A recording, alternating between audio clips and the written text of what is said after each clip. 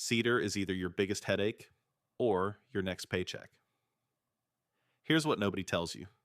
Those scruffy trees on your fence line can fund your next big project. If you've got cedar on your land or access to it, and you're wondering if it's worth anything, this video is your playbook. I'm going to show you real ways people make money with cedar. Posts and poles that ranchers buy by the truckload. Boards and slabs that sell fast to builders and makers. Closet liners and blocks people love for that clean cedar smell. Seasonal greens for wreath makers, and even cedarwood oil for fragrance and insect control. You'll learn who buys, how to prep and price, simple tools that get the job done, and one tight plan to land your first sale in the next 30 days. Stick around because I'll also show you the one mistake that quietly kills profit with cedar and how to dodge it. Picture this: a small pasture, a sagging fence, and a bunch of cedar crowding out the grass. Most folks see work, but one landowner sees inventory. He drops a handful of straight stems, trims them, stacks them to dry, and calls a fencing crew down the road. By the weekend, those weeds turned into cash and a clear field. That's the shift. Stop treating cedar like junk and start treating it like a product. Let's talk about the products that move. First, posts and poles. Cedar heartwood fights rot, which is why ranchers and homesteaders still swear by cedar posts. If you're in the east or the plains, eastern red cedar is the go-to for posts. It's been used for that job for generations because it holds up in the ground better than most softwoods. It's not magic, but it's reliable. And for many landowners, this is the fastest path to cash because the buyers are already out there. Fencing crews, land managers, neighbors replacing a line. You don't need a fancy mill to start, just straight trees, clean cuts, and time to season. If you're in the Pacific Northwest or British Columbia, western red cedar is a different animal. Bigger trees, lighter boards, famous for siding, shingles, and outdoor projects because the wood naturally resists decay. That rot-resistant label is why builders pay attention. They use it where pine and fir would quit. You can sell it sawn as dimensional boards, live edge slabs for benches and tables, or as trim for decks and saunas. It's easy to work, smells great, and looks premium, which helps when you're pricing your work. Let's make it practical. If you've got straight stems 4 to 6 inches across, think post and pole. Limb them, cut to standard lengths, 8 feet and 10 feet are common, and stack them off the ground with stickers so air can move. If you're going into the ground, heartwood matters. That's the rich, darker core. It's where the natural oils live. The more heartwood, the better the post. A good rule from fence pros: pick trees that give you at least 3 inches of dark heartwood at the small end and let posts season before you set them. That's what keeps them from rotting early. What about longevity? No wood lives forever in soil, but cedar does better than many species.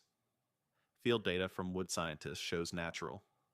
Split cedar posts can last years longer than untreated pine, with common ranges that easily cover a decade, and, in good conditions, much more. Especially when you start with heartwood and give the post time to dry before it goes in the ground. That's real, tested performance, not folklore. Now, if your trees are larger or you can get bigger logs, milling opens a second money lane. A small portable mill, yours or a mobile operator you hire, turns logs into boards and slabs people buy for benches, planters, fencing, garden beds, and wall cladding. Cedar is a dream for makers because it planes smooth, takes fasteners without splitting if you pre-drill, and it smells like a fresh closet. Live edge slabs sell well at craft fairs and to local woodworkers. Narrower boards make birdhouses, bat boxes, raised beds, sauna benches, and outdoor trim. And because cedar resists decay, the outdoor use tag lets you price confidently next to other softwoods. Builders and homeowners know what they're getting. Don't sleep on shingles and shakes. Western red cedar shingles are a classic for cabins and coastal homes because they shed water, weather nicely, and weigh very little. If your area has shingle buyers or a mill that remanufactures, you can supply bolts, straight grained blocks split from the log, for their production line, or sell rough shake blanks to a specialty shop. This is more niche, but in the right region, it's steady. There's also simple, quick wins: closet liners, drawer blocks, and sachets. That aromatic cedar closet smell comes from natural oils in cedar heartwood. People buy blocks and planks to keep clothes fresh and help deter fabric pests. Cutoffs from milling become money here. Plane them smooth, round the corners, brand them with your logo, and sell in sets. It's a tidy product with repeat demand and low shipping weight. Pro tip: label them for closets and storage, not for food prep.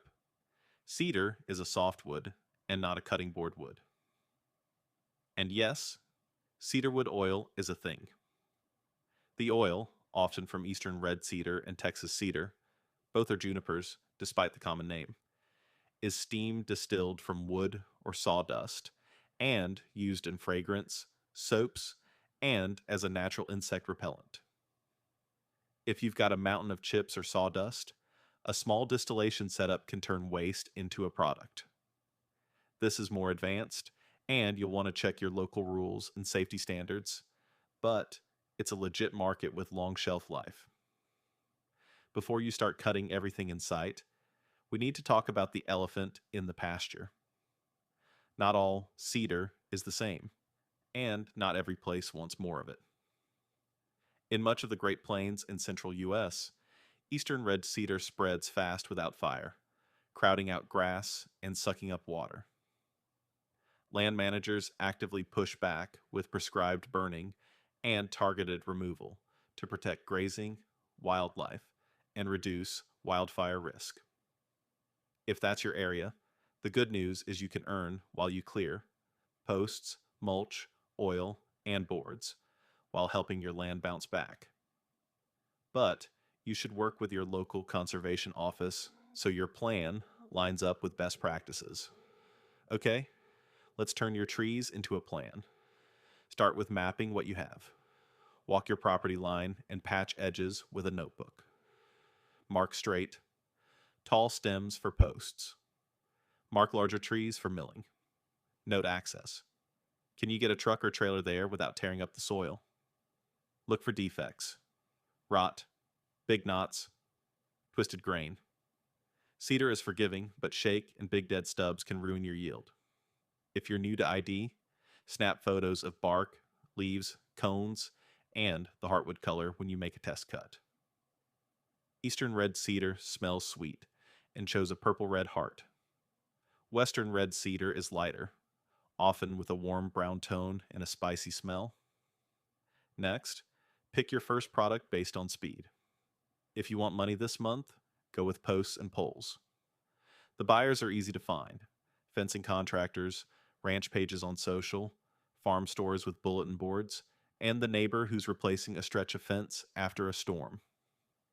Keep the offer simple: clean, straight posts, standard lengths, heartwood where it matters, minimum order, and local delivery fee. If you're targeting makers and homeowners, pivot to boards, slabs, and closet liners. Aim for clean surfaced boards at common sizes so people can use them right away without a planer. You'll need basic tools: a chainsaw with a sharp chain and safety gear, cant hooks to move logs, a trailer or truck with solid tie-downs, and timber cradles to lift logs off the ground. For milling, either hire a mobile sawmill, many charge by the hour or by board foot, or take your logs to a small mill and do a split. Some will keep a share of the wood and mill the rest for you. Sweep your site. Cedar chips are gold for paths and erosion control on trails and driveways.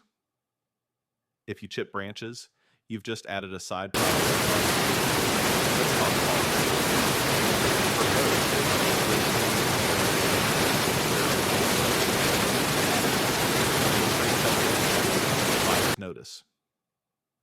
Stack with stickers, thin spacers, between layers, off the ground, covered on top but open on the sides so wind can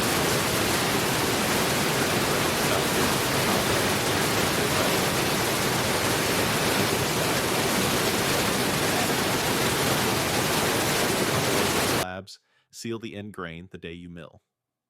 Cedar moves less than pine, but still checks at the ends if you ignore it. Use a simple wax sealer or even latex paint in a pinch. Dry slowly in shade with airflow. Patience makes prettier boards. Who actually pays you? 3 main groups. Ranchers and fencing crews will buy posts in volume. Builders, landscapers, and DIY homeowners will buy boards, planters, and trim. Makers and small shops will buy slabs, closet liners, blocks, and bundles of cedar offcuts for small products. There are also seasonal buyers. Wreath makers want fresh cedar boughs in late fall. Garden centers like pre-made cedar raised bed kits in spring. And outdoor event decorators love cedar rounds for rustic centerpieces. Keep a notebook of names and what they bought. Repeat buyers are your easiest money. Ask for a simple line you can quote. Posts looked great and were straight. Ordering again. That little line is gasoline on your next post. What about safety and respect for the land? Wear your gear. Don't drop trees alone. Keep your saw sharp. Use wedges and think about where the tree wants to fall. If you're near water or public roads, call the county office before you break any rules. If you're on leased land, get permission in writing. If you're harvesting western red cedar, be mindful of local ecosystems and avoid cutting old growth. You're building a business for the long run. Treat the land like a partner, not a vending machine. Now for the key moment, the part that flips cedar from messy project to tight business. You're going to set a standard and put it in writing. 1 page. Our cedar posts are heartwood heavy, straight, trimmed clean, and seasoned under cover. Boards are sticker stacked, end sealed, and air dried.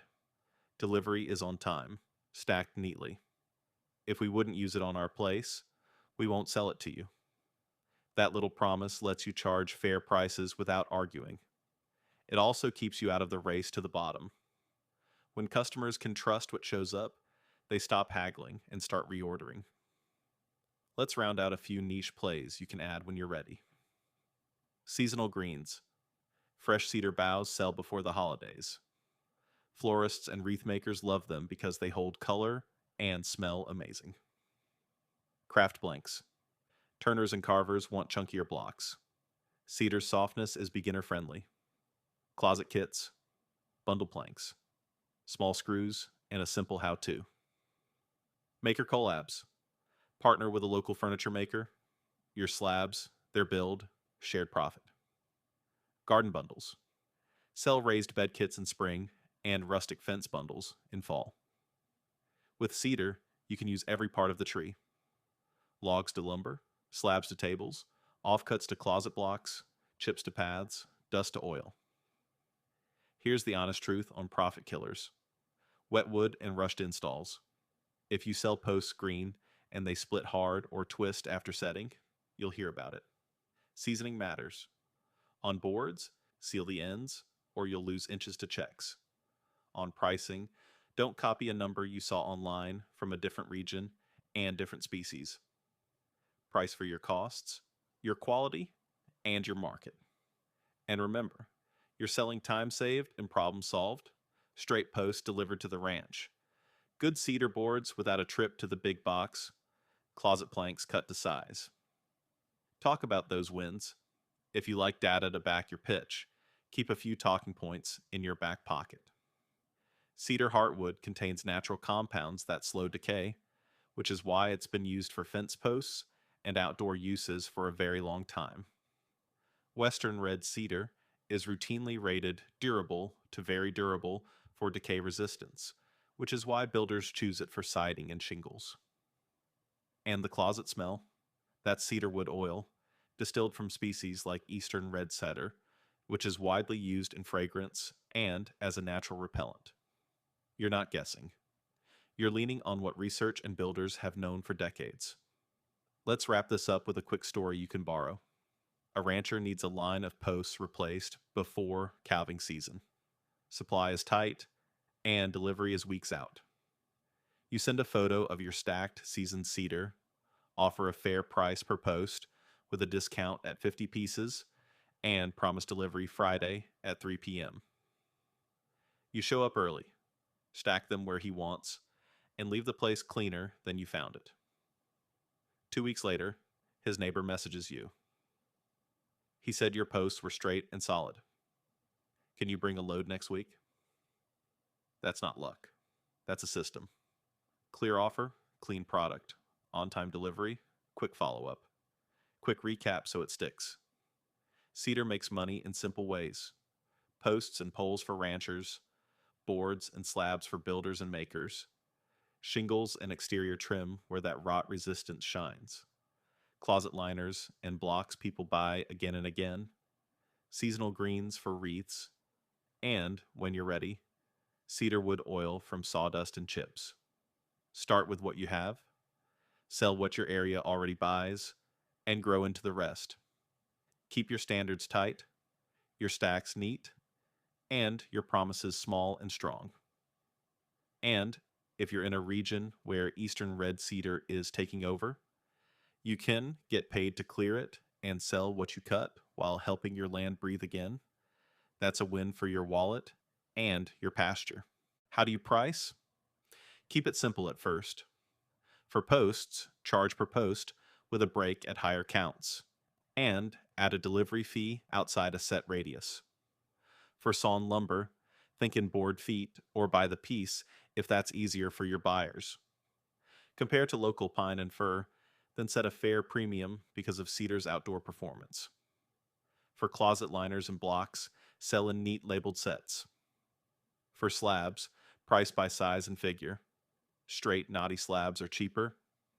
Wide, clear slabs with good grain earn more. Always factor your time, fuel, blades, and wear. If something takes forever to make and ships awkwardly, either raise the price or drop the product.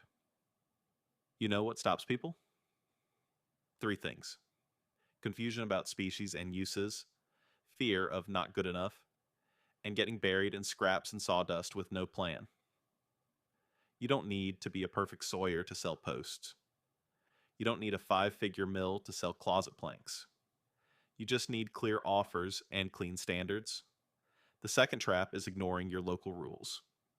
Some counties require permits for cutting near streams or hauling logs on certain roads. Ask first. The third trap is moisture. If you sell green posts and they twist or rot early, your name suffers. Season your posts and be honest about moisture. Long term, that honesty brings repeat buyers. Let's go deeper on the make it real steps. Start with a 1-page offer. Use plain words and a single photo. Cedar fence posts, 8 foot and 10 foot, heartwood, seasoned, local delivery available. Also cedar boards for raised beds and outdoor trim. Message for current stock. Add your phone number in the town you're in. Print it and tack it at farm stores. Post the same card on local ranch and homestead pages. Reply fast. In rural business, the first clear, polite reply often wins the job. For outreach, here's a message that works on fencing contractors. Hey, I'm harvesting straight cedar and have 8 and 10 foot posts with good heartwood, stacked and seasoning now. I can hold a bundle for your next job and deliver within 25 miles. Want photos and counts? It's short, useful, and it answers the questions they care about. Lengths, quality, lead time, delivery. For makers and garden centers, I mill cedar boards and raised bed kits. Lightweight, smells amazing, and holds up outside. Want to see current sizes and prices? I can drop a sample this week. Keep it human. Don't overpromise. Underpromise and overdeliver. If you've got piles of limbs and small tops, don't just burn them. Chip what you can. Landscapers will often take cedar chips for paths and erosion control. Some farmers will use cedar chips for dry areas and walkways. And if you're milling a lot and the sawdust is clean, that's feedstock for cedarwood oil if you decide to move into small-scale distillation later. Cedarwood oil from eastern red cedar is widely used in fragrances and as an insect repellent, and it's made by steam distillation, turning waste into a higher value product. Again, check your local rules before you jump in. If you're in the plains and your land is getting swallowed by eastern red cedar, here's the smart combo move. Contact your local conservation office about cost share for removal, then turn the cut wood into products. Agencies in states like Nebraska have offered funds to help landowners remove eastern red cedar to restore grazing and reduce fire risk. That means you could get help paying to clear and then make money from the wood you pull. That's not theory. It's a common strategy in the region. Let's clear up one more common mix-up. Cedar covers different species. Eastern red cedar is actually a juniper. Western red cedar is a cypress relative. They share a name because they smell great and fight rot, but they behave differently. Western red cedar gets very big and shines as siding and shingles. Eastern red cedar tends to be smaller and knotty, but makes tough posts and sweet-smelling closet planks. Both can make you money. Just sell the right product for the right species. Western red cedar's decay resistance is legendary, which is why builders reach for it first on outdoor jobs. Eastern red cedar's heartwood is the secret sauce for posts and moth-resistant storage. All right, let's build a 30-day plan to get you to your first sale. Week 1, scout and mark. Pick the best 10 trees for posts or 3 logs for milling. Take clear photos. Good light by a window or on a clean truck bed works wonders. Week 2, cut and stack. For posts, limb, cut, and sticker them on rails off the ground. For milling, book a mobile sawyer or a small mill and get your logs on site. Seal ends the same day. Week 3, sell. Put your one-page offer in front of people who already buy. Fencing crews, ranch pages, garden centers, maker groups. Post daily for 3 days with fresh photos and simple captions. What it is, how many you have, and where to get it. Week 4, deliver and follow up. Drop off clean bundles, on time, every time.